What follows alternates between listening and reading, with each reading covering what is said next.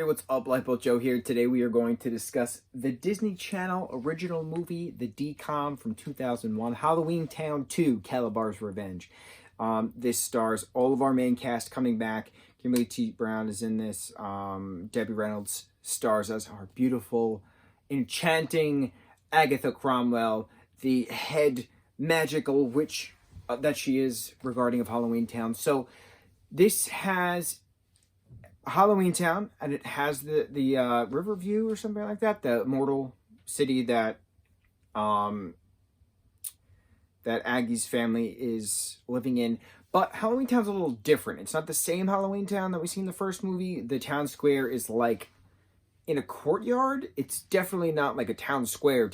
Like it's surrounded by brick. In this movie, it's not. It's like surrounded by grass in the first movie. It's a little different. So this is Kalabar's revenge. So how does Kalabar get his revenge without actually being in the film? Well, his son happens to be about Marnie's age, both about 15 years old, and he has a fake father as a golem who is formed together by all these frogs. They go into the mortal world on Halloween night, which is how the portal opens, only on All Hallows Eve.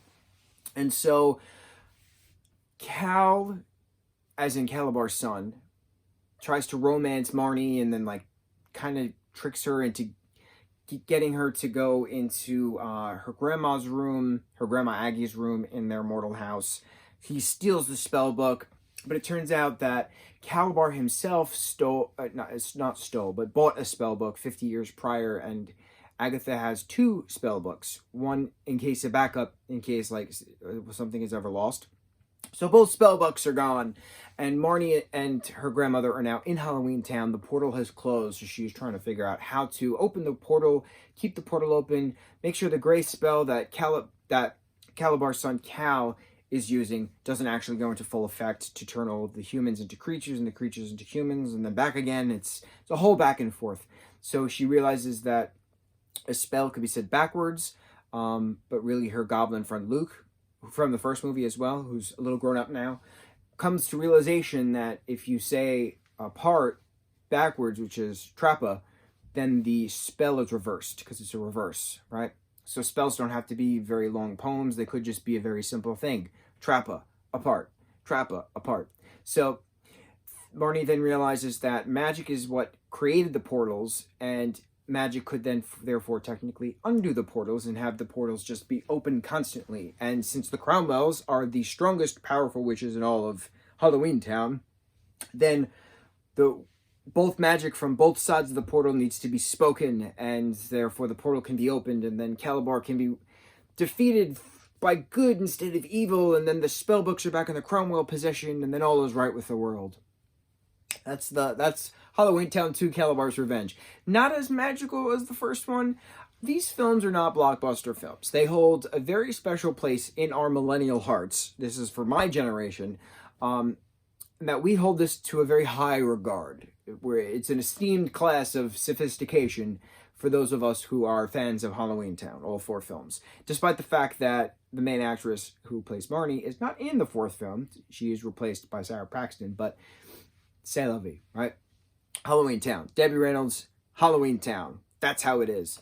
So, yeah, Kalabar Revenge. Wow, I just shook the camera. I apologize. Kalabar's Revenge in Halloweentown 2 had to do with his son Cal, and that's it. That's our conversation. I don't know fun facts. I don't know anything else about it. Halloweentown 3 is going to be fun to talk about, so we'll talk about that after. So, Halloweentown was 1998. Halloweentown 2, Kalabar's Revenge. This film was 2001. Halloweentown High, which is Halloweentown 3, that was 2004.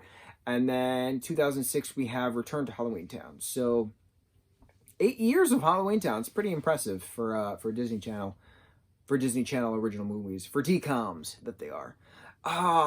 There's no signal for DCOMs, but there was, during this time period, Mike's super short show was like a little 3-minute blip of a commercial on Disney Channel, and Mike and his sister Sally, I think, who was played by Allison Stoner, I want to say, they like reviewed upcoming Disney DVD releases.